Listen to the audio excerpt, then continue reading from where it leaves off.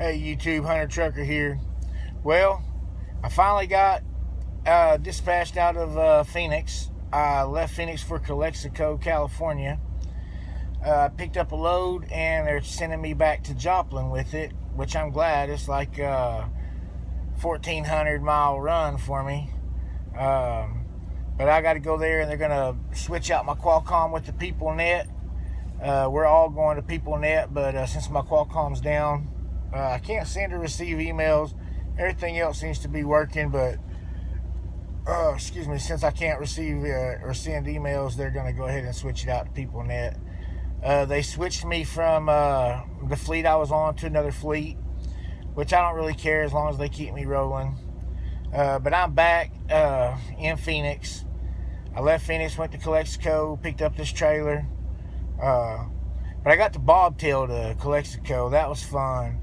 I mean, you don't get to bobtail very much, and I liked being able to get around traffic without worrying about a big old trailer, and I could pull in just about anywhere I wanted to, and stuff like that. Bobtailing was fun. It was cool. I liked it. But anyway, I got my trailer. I'm back in Phoenix. I'm gonna stop for the night because the next parking area or truck stop was like 280 miles away. I didn't really have the hours to make it to there, so I stopped. I'll get up in the morning, or I'll get up in 10 hours and make a good run tomorrow. Try to do about 600 miles tomorrow, 650, somewhere in there. Depends on what traffic's like, getting out of Phoenix and whatever else that might slow me down getting out of here. But I'm gonna head up towards 40, get on 40 and shoot straight across all the way to Joplin. Yeah, man, it's been a good trip so far. Haven't had any trouble. Everything's been going good. One thing is, though, that whenever I got to Phoenix and I made my delivery, I sat there all that rest of that day from 2 o'clock until 8 o'clock the next morning, their time, Phoenix time, waiting on that load. That happens. I felt like I lost a big part of a day, but with this longer load, it kind of makes up the difference here. They really didn't give me a time to get back to Joplin, though, and this is a Friday, so, Friday, if I arrive Monday morning, it's probably the best thing. That's probably what I'll do, is show up early. Like, I kind of did a trip plan here. It looks like I'll show up about 5:20 in the morning, Sunday morning.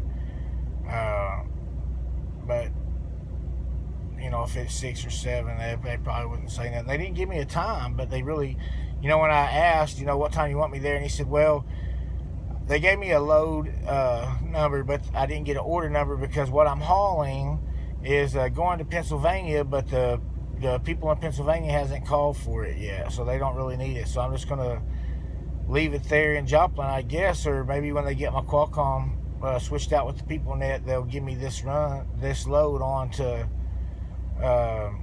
Pennsylvania. I mean, that's what I hope for anyway. It won't take them long to knock that out and to go. But yeah, it's been good. Laid back here in the sleeper again.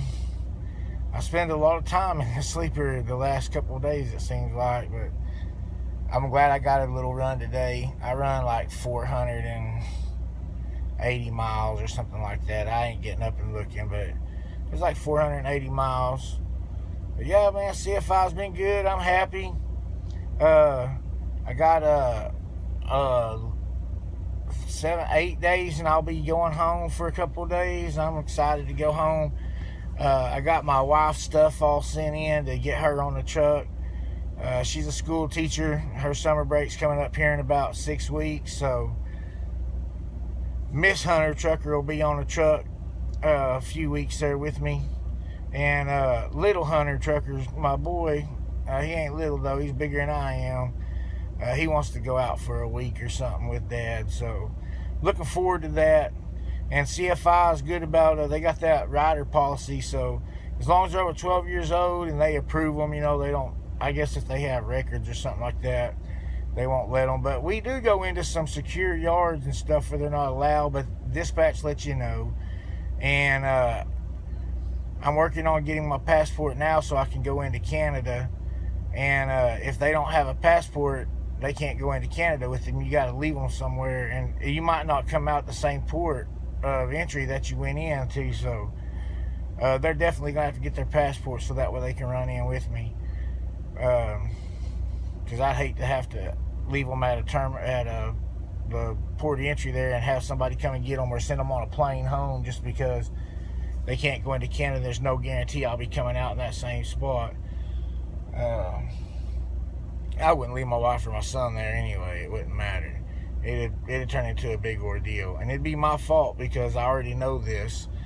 That's the thing too. People already know they're not supposed to do stuff, and they do it anyway. And then they want to badmouth, who they worked for and stuff. But because I know I was a supervisor for a long time.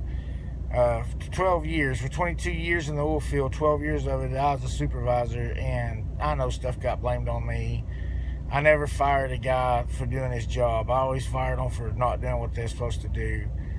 I've been fired. I got fired one time, and it was for doing something I wasn't supposed to be doing. I let somebody talk me into doing something I knew wasn't right, and when I got caught on it, I confessed it up and paid the consequences for it. Hey, it happens. But anyway, I just thought I'd make a little short video here. I really don't have a lot of information. Just I'm rolling. Not right this minute. I'm laying in the sleeper, fixing to fall asleep, get up early and do a long run tomorrow. But didn't want to make a long video.